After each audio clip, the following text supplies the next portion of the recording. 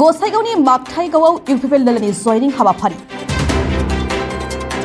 गुबुन गुबुन दोलोनि गासै 100निबो गोबांसिन सोद्रोमाफोरा इउपिपिएल दोलोआव हाबफैदों। खुंजानो गोनां बिटिसि बिसायख'थिनि थाखाय इउपिपिएल दोलोआ गुबुन गुबुन बियाबफोरजों लोगोसे जमदुवार बियाबावबो दोलोखौ गोख्रों खालामनायनि थाखाय थाद'नाय गैयै खामानि मावगासिनो। जायखि बिजाथियानो जाया मानो इउपिपिएलनि बिजाथिखौ देरहासार जाहोथारनांगौनि थाखाय गोख्रोङै खामानि मावगासिनो थादों जमदुवार बियाबनि इउपिपिएलनि दैदेनगिरिफ्रा। बेबायदिनो दिनैबो जमदुवार ब्लक इउपिपिएल दोलोनि बानजायनायाव मागथाइगाव बिसिडिसिनि सिङाव थानाय मागथाइगाव गामियाव इउपिपिएल दोलोनि मोनसे जयनिं हाबाफारि जानानै थाङो। बे जयनिं हाबाफारियाव बिपिएफ कंग्रेस आरो जिएसपि दोलोनिफ्राय गासै 100निबो गोबांसिन सोद्रोमाफोरा प्रमद बर' दैदेननाय इउपिपिएल दोलोखौ मोजां मोननानै दिनै जयनिं जाफैयो। बे जयनिं जाफैनाय सोद्रोमाफोरखौ जमदुवार बियाबनिनो एमसिडे रेवरेवा नार्जिहारि, गसाइगाव जिल्ला इउपिपिएल दोलोनि लोगो आफादगिरि लोकनाथ नार्जारि, मिरु इउपिपिएल दोलोनि CWC सोद्रोमा दजेन राभा, जमदुवार बियाबनि TCLCC मासिगिरि निरद नार्जारि, लोगो TCLCC मासिगिरि नितुन बसुमतारी बिथांमोनहा बाहागो लानानै बरायनानै लायो।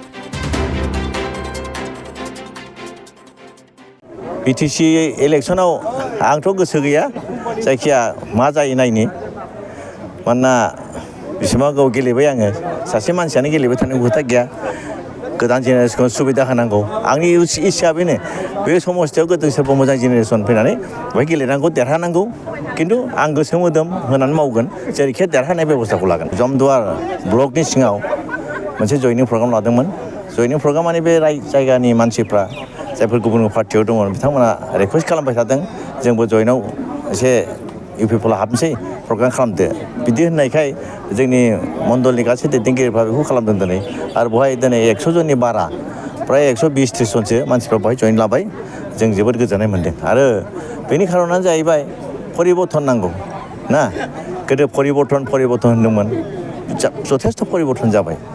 दा आगोलनि जे सरकारफोर, बे आगोलनि सरकारफोरनियाव गोसोआव मा परिबर्तन बिसोरनाव गैया।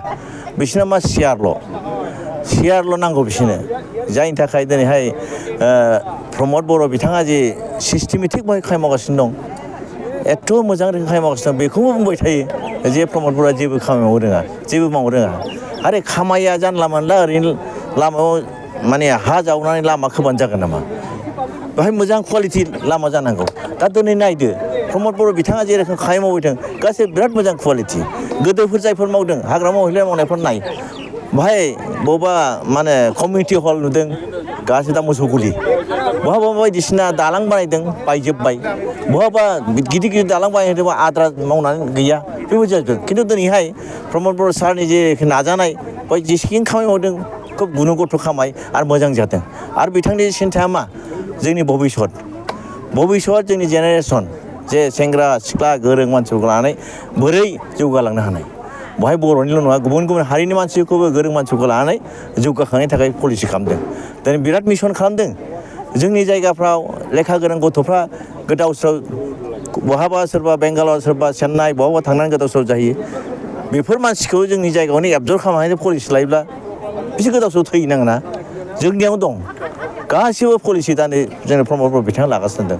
बेम्बु मिसन, पिग मिसन, गड मिसन आरो फुड प्रसेसिं, बुहुद मा लागासिनो दं, प्रसेसा जागासिनो दं। आरो एबार इलेक्सन जोबनायनि उनाव मोजां सरकार जायोब्ला गोदानै बे खामानिया जागोन। आरो दा बेवहाय जुदि माबायोब्ला कमप्लिट जायोबा जोंनि खुनु सेंग्रा सिख्लाफ्रा गोदाव सोराव थांनांनाय नङा, बेवहायनो खामानि मोनजोबगोन। हजों थांनानै 10-15 हाजारनि खामानि मावो, बेवहायनो 20-30 हाजारनि खामानि मावनो मोनगोन। ओंखायनो दिनै जे मानसिफ्रा मोजां मोननाया बेनो प्रमद बर' बिथांखौ। बिथांनि साननाया जोबोद माने मोजां रोखोमै सिन्था खालामदों।